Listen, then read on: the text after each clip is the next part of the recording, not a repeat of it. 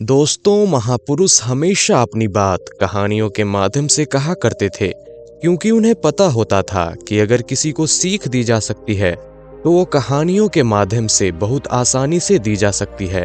अगर कोई ऐसे ही कितनी भी ज्ञान भरी बातें करता है, फिर भी उसे कोई ध्यान लगाकर नहीं सुनता जितना कि कहानी को सुनता है।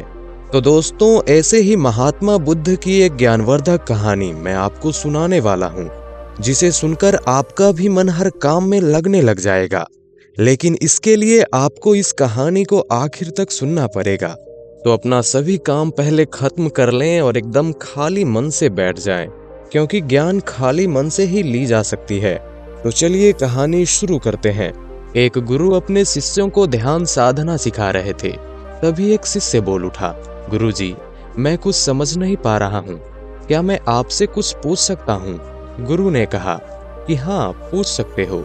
शिष्य ने कहा कि जब मैं पानी पीता हूँ तो मेरी प्यास बुझ जाती है, या कोई भी पानी पीता है तो प्यास बुझ जाती है, तो यह ध्यान के संबंध में क्यों नहीं होता? जब हम आपके कहे अनुसार ध्यान लगाते हैं तो हम में से कोई पहले तो कोई बाद में तो कोई कभी भी ध्यान की स्थिति को प्राप्त नहीं कर पाता। ऐसा क्यों होता है? जैसे पानी से सबकी प्यास बुझ जाती है, वैसे ही ध्यान करने से सभी के ज्ञान चक्षु खुल जानी चाहिए, पर ऐसा नहीं होता है। गुरु जी ने कहा कि कल हमें किसी ने भोजन पर आमंत्रित किया है। कल तुम मेरे साथ चलना, मैं तुम्हारे प्रश्नों का उत्तर वहीं पर दूंगा। अगले दिन दोनों गुरु और शिष्य भोजन के लिए एक धनी आदमी के घर पहुंचे। धनी आदमी के पत्नी ने उन्हें भोजन पर बुलाया था। दोनों भोजन करने बैठ गए। उन्हीं के साथ उस स्त्री के पति भी भोजन करने बैठा हुआ था। उसने अपने सभी नौकरों पर चिल्लाकर कहा, यह क्या बेकार सा भोजन बना रखा है, इसमें कोई स्वाद नहीं है।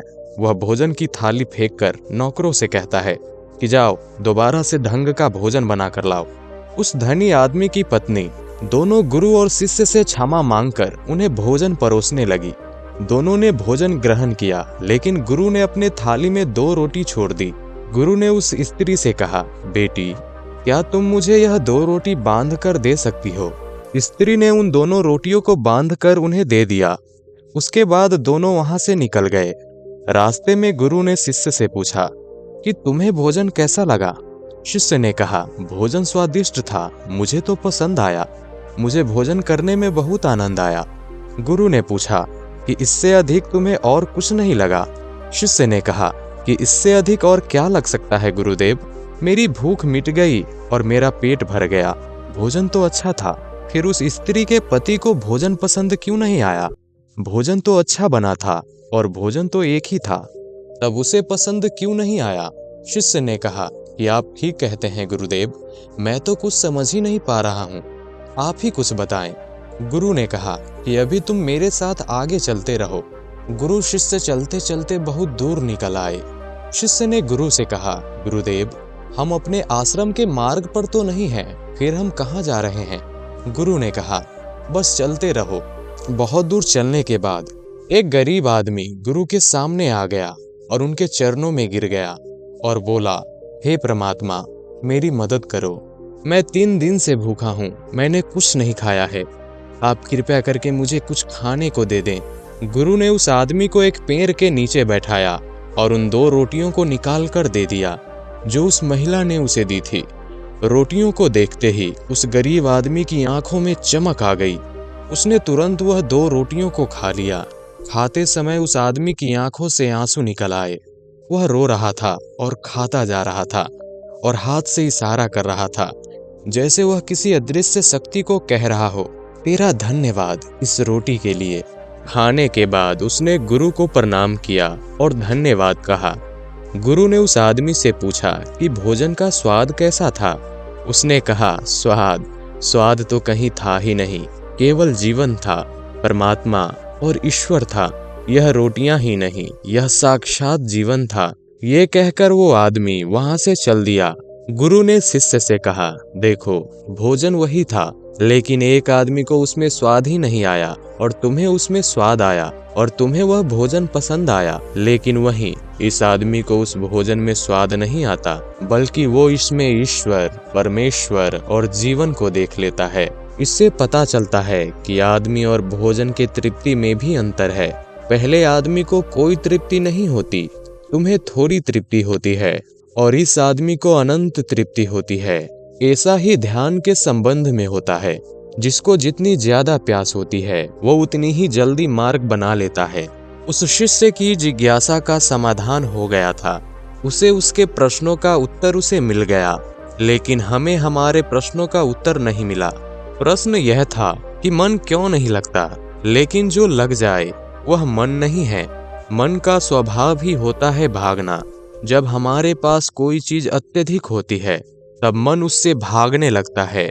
जैसे उस धनी आदमी का मन उस भोजन से भाग रहा था जो उसके लिए एक आम बात थी।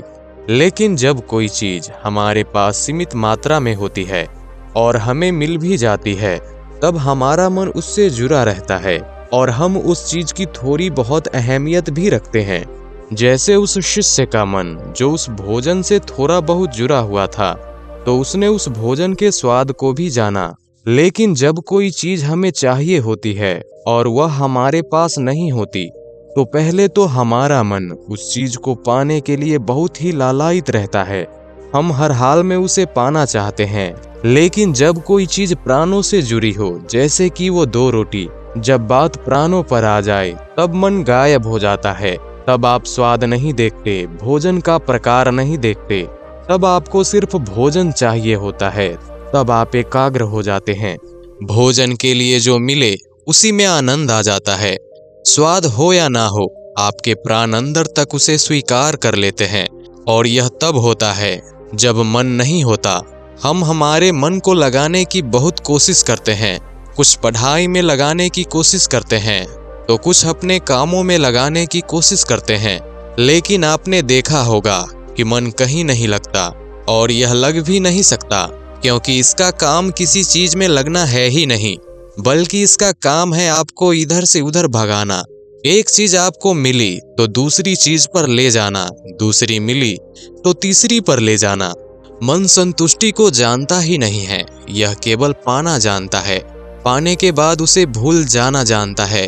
जो मिल गया है उसे छोड़ देने की आदत होती है। जो छूट गया है उसे फिर से पाने की आदत होती है।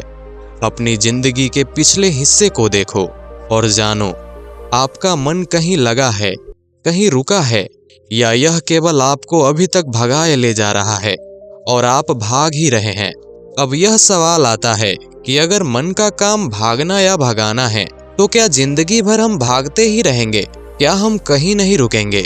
ध्यान से देखो तो जिंदगी ऐसी ही है। जन्म से लेकर मृत्यु तक इंसान भागता ही रहता है, कभी किसी चीज के पीछे तो कभी दूसरी चीज के पीछे।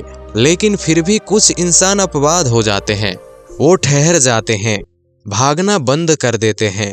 तब चीजें उनके पीछे भागने लगती है, वो किसी चीज के पीछे नहीं भागते हैं। इसका सबसे बड़ा उदाहरण गौतम बुद्ध हैं। हम आम लोग कैसे अपने जीवन में ठहराव ला सकते हैं, कैसे हम अपने जीवन में एकाग्रता ला सकते हैं, कैसे हम अपने जीवन में मन को नियंत्रित कर सकते हैं, इसका सिर्फ एक ही रास्ता है, और वह है ध्यान। मन भागता है, ध्यान ठहराव लाता है। मन लालच देता है, ध्यान लालच को देखने की दृष्टि देता है। मन कहता है दूसरी चीज को पकड़ ले, ध्यान कहता है जो मिला है उसे तो जान ले। ध्यान एकाग्रता लाता है, लेकिन ध्यान को लेकर भी हम भ्रमित रहते हैं। ध्यान का मतलब आंखें बंद करके बैठ जाने को ही समझ लेते हैं।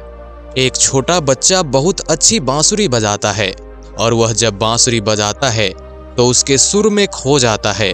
तब उसका मन गायब हो जाता है, उसके प्राण केवल उस बांसुरी के धुन में ही रम जाती है, और वहीं उसका ध्यान बन जाता है। लेकिन ऐसा इसलिए होता है क्योंकि उस बच्चे को बांसुरी बजाने में रस आता है, आनंद आता है। यही उसकी प्रकृति है। वो वही कर रहा है जो वो कर सकता है, उसमें उसको आनंद आता है। एक अध्यापक है जो अपने छात्रों को पढ़ाता है तो उसमें खो जाता है। वह अपने दिल से उस पढ़ाने का आनंद लेता है, उसमें उसकी रुचि है, वही उसकी प्रकृति है। जब वह पढ़ा रहा होता है तो उसके मन में कोई हलचल नहीं होती। तब ना तो वह भूतकाल के बारे में सोचता है और ना ही भविष्य काल की। वह केवल वर्तमान में रहता है। यही उसका ध्यान होता है। और अगर वह पूरी तरह से होने लगे तो ध्यान खुद घटित होने लग जाता है, मन एकाग्र हो जाता है। लेकिन जब आदमी कुछ होने की कोशिश करता है तो उसका मन उस पर हावी होने लगता है, एकाग्रता टूट जाती है और तब वह भागते रहते हैं, सब कुछ पा लेते हैं, तब भी सोचते हैं कि कुछ रह गया है। और यह अधूरापन कभी पूरा नहीं होता, क्योंकि जो आप हो सकते थे, जो आपकी प्रकृति थी, वो आप नहीं हुए।